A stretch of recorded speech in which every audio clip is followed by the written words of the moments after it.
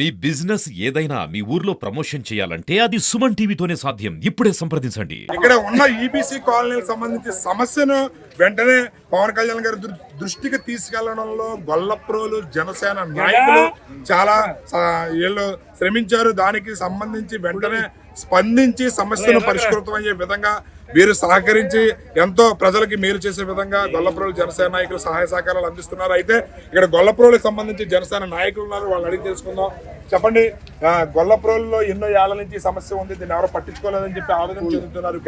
సమస్య పరిష్కారం అయ్యే సూచనలు ఎలా కనబడతాయని వచ్చాం. సమస్య పరిష్కారం పవన్ కళ్యాణ్ గారు డిప్యూటీ సీఎం అవడం కారణంగా ఈ ఆఫీసులు వటావటీని గొల్లప్రోలు వచ్చి ఇవన్నీ చూడడం జరిగింది.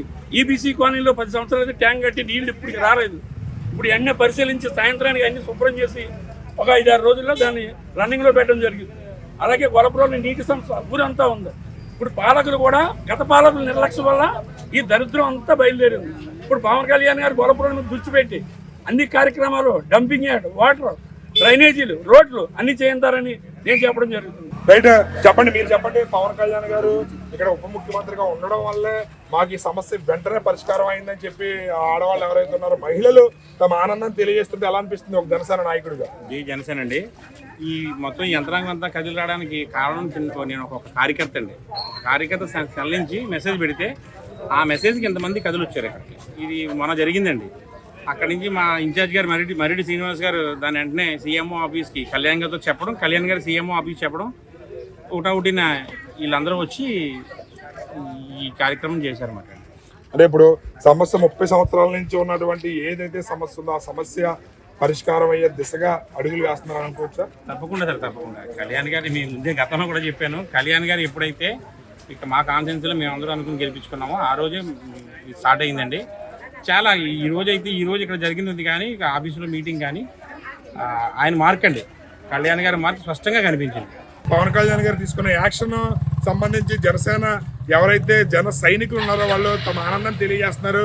చెప్పండి, ఏ హుటాహుటిన అధికారులు ఇక్కడ రావడం అది ఎలా ఫీల్ అవుతున్నారు మీరు? ఇది పవన్ కళ్యాణ్ గారి దృష్టికి వెళ్ళిన వెంటనే నాయకులు వెంటనే రావడం జరగడం అంటే కారణం ఏంటంటే పవన్ కళ్యాణ్ గారు డిప్యూటీ సీఎం మన పవన్ కళ్యాణ్ గారి వల్ల జరిగిందండి. 10 సంవత్సరాలు అవుతుంది. 10 సంవత్సరాల నుంచి వచ్చి పట్టించుకున్న నాదుడు లేదు, ఇక్కడికి వచ్చి చూసినాడు లేడు. ఇవాళ తల తుప్పలు పెరిగిపోయింటే ఎన్ని సంవత్సరాలు పెట్టి పెరుగుతున్నాయో మీకు అర్థమైపోయి ఉంటుంది.